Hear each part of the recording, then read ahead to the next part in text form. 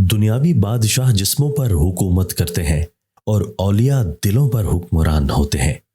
ان کے کارنامے عظیم ہوتے ہیں۔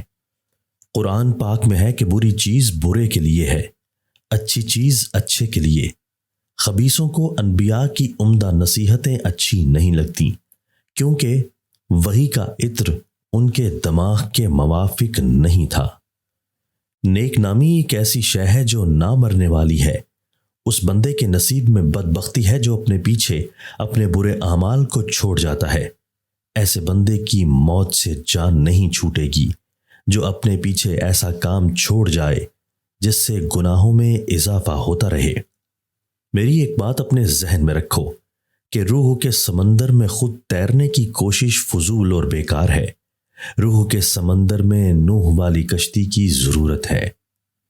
وہ بندہ بخیل ہے جو دعا میں آہوزاری نہیں کرتا۔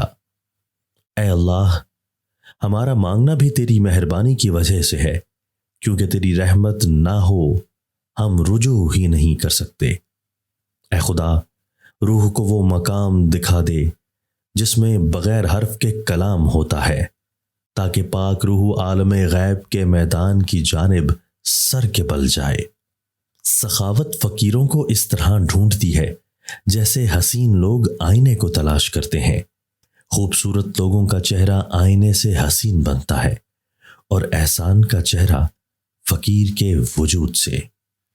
دنیا میں بہت سے انسان ہیں جو اللہ کی عبادت کرتے ہیں کہ ان کو ثواب ملے گا، تو ایسی عبادت چھپی ہوئی گناہگاری ہوتی ہے۔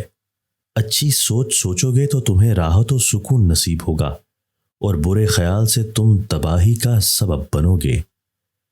بلی جس گھر میں بچے پیدا کر دے تو سمجھ جاؤ اس گھر میں بہت جلد رزق کی فراوانی ہوگی اور کبھی رزق تنگ نہیں ہوگا۔ اے انسان، تو پانی کی تلاش میں سستی مت کر، کوشش کرتا رہ۔ وہ وقت آ جائے گا کہ تو دیکھ لے گا کہ بہار تیرے دامن میں آ چکی ہے۔ اگر تم اللہ سے رابطہ نہیں کر سکتے، کسی اللہ والے سے رابطہ کر اور اس کا دامن تھام لے، کیونکہ ولی اللہ کے ہاتھ کو اللہ کی دستگیری حاصل ہے۔ گفتگو سے سمجھ بوجھ میں اضافہ ہوتا ہے، لیکن خاموشی اور تنہائی میں رہ کر لوگ عظیم ذہن بنتے ہیں۔